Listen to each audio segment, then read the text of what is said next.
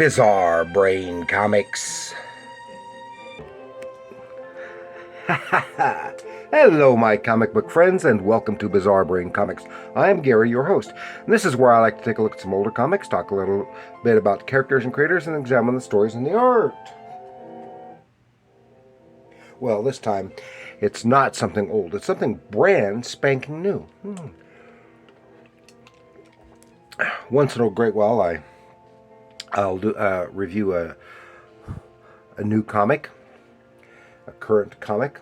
I don't buy a whole lot of them, and just once in a while do a review of them. I picked this up today. This is Kardak the Mystic. I didn't know anything about it. I hadn't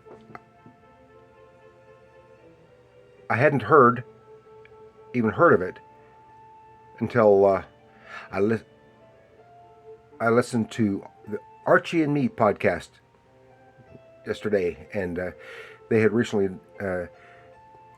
talked about it on there, and interviewed the writer and artist on this. Kardak the Mystic, number one, a one-shot from Archie Comics, currently, right now, in the middle of 2027. And as you can see, it doesn't look like a regular Archie comic. No, it's not. This one, see, what they've been doing lately is a bunch of one-shots, some Archie horror, and occasionally one of the superheroes. A few months ago, I did one on their one-shot of the Jaguar. And unfortunately, most of these I miss, and I like them, and often was another one I wanted to get not too long ago. My local comic shop didn't have it, whether it was sold out or they just didn't get it. I don't know, or what have you. So I got this one, and I wanted to cover it, and that because I've read it already. As I said, Kardak the Mystic, one shot, number one, from Archie Comics 2027. And Kardak, whose real name is John Cardy, he made his first appearance in Top Notch Comics number one in 1931 from MLJ Comics, which later became Archie Comics. That makes him as old as the Batman, and 2 years older than our red-headed teen himself. See, in the creators here in this issue it was written by Joe Corallo, with line art by Butch Mapa, and a really fine coloring job by Ellie Wright. See, and Kardak was created by C.A. Winter and Harry Shortner. I can't read my own writing. And Kardak, he was an adventurer and a stage magician working with his assistant Lorna, who was also his fiance. And he was, it was basically a ripoff of Mandrake the Magician, just like Zetara at DC Comics was. But then he wore on stage. He wore a turban with the tuxedo. He doesn't here, but he acquired real mystical powers. So this is basically a reboot of that character. Now, I'm not going to go into too much detail because it's a brand new book, but I do want to show. I read it earlier, and I enjoyed it. And this one can kind of fit in with the superhero stuff because he has appeared with superheroes in comics.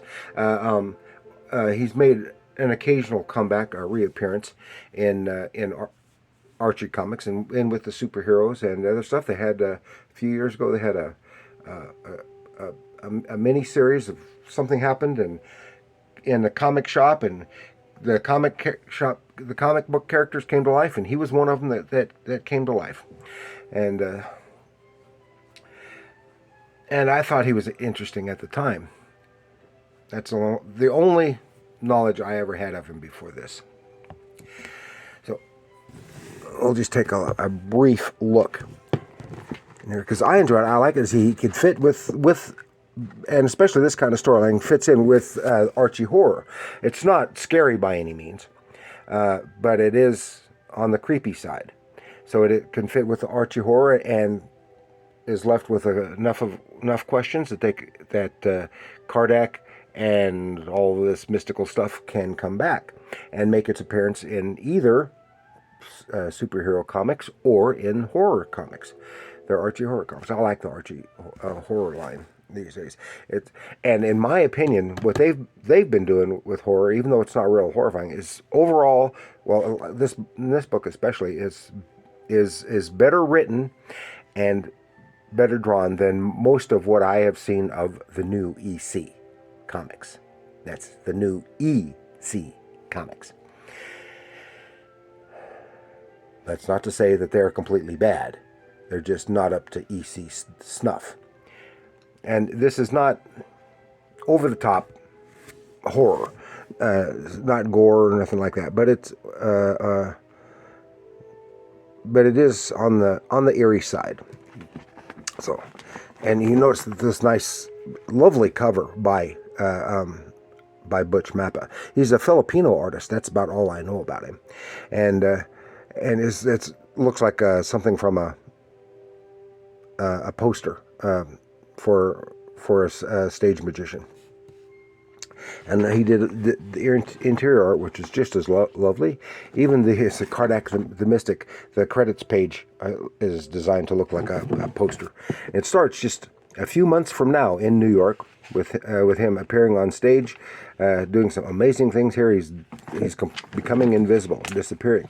But then it cuts back a few months before, when he's in a small theater near Pops in Riverdale.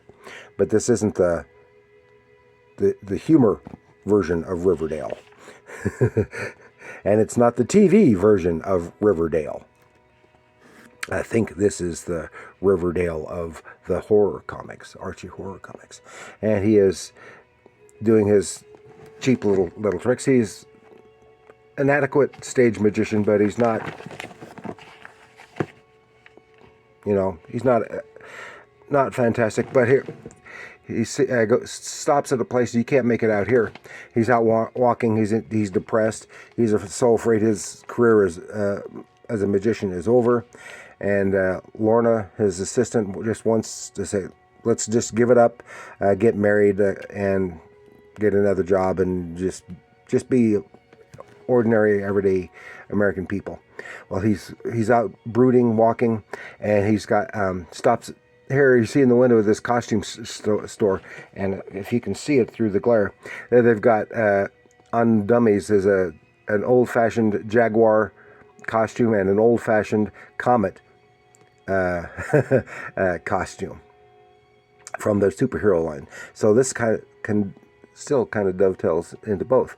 But he sees the sign right next to that it's called an Enchantra's Enchantment, a kind of a magic store. And he walks in and she cons him into getting this amulet. Says it's magical, and it is magic. Cons him in, and he turns on, and it does become. He does become invisible, but there's something worse going on behind. There's more to it than just that. And then tying it in with, well, it is Riverdale, and here's Kevin Keller. So, and things start happening. He's on weeks later, he's on stage in New York, and he's much more successful. He's wowing the audience with his magic and his disappearing act, etc., etc. And here's a kind of a montage of him going through this stuff, and something else. He keeps seeing this shadow, this image, something going on. And then when he's invisible, and then he's invisible, he sees something, and he has a vision, an image, a vision of something terrible happening. He goes, "Stop it! No, no, no!" Kind of embarrassing everything. So he wants the old lady to take it back. Take it back. He's even on the Montana Tonight And that's a nod to Bob Montana, one of the early MLJ Archie creators. And it is. I'm not going to go into the whole story. The action picks up, the menace picks up, and it leaves us with some questions. So when it says the end question mark, that has the alternate the variant cover. I hate variant covers, but it is nice, and some background information and stuff, and an ad for some other Archie horror stuff. So I really enjoyed this book. It's not ravingly fantastic, but it is a lot of fun, and it's the kind of fun that I'm not seeing much in comics. Even though I'm not picking up very many, it's not. It's more fun than most of the other current comics that I'm picking up. So it's kind of a step back. He's a golden age legacy character, and he's getting a new lease on life here. And I like it. It has a really, as you said, some nice artwork, nice draftsmanship, panel continuity, visual storytelling, and some really great color work by what was her name, Ellie Wright, who I am unfamiliar with. So, and it really accentuates the nice line artwork. So that's all I really have to share with you this time. Just this little review of Kardak the Mystic #1. You can pick it up if you want, or you don't have to. But you're not going to know how it ends then. If you don't. But that's up to you. If you don't like that kind of stuff, well, that's fine. So thank you for joining me. Please like, share, and subscribe. And do leave your comments down below. Are you familiar at all with this classic Kardak the Mystic? And have you followed any of the Archie horror line? Anything like that? Do you think this is totally stupid and you don't want to see anything from Archie at all? Let me know that too. So that's it. And remember, comics are art.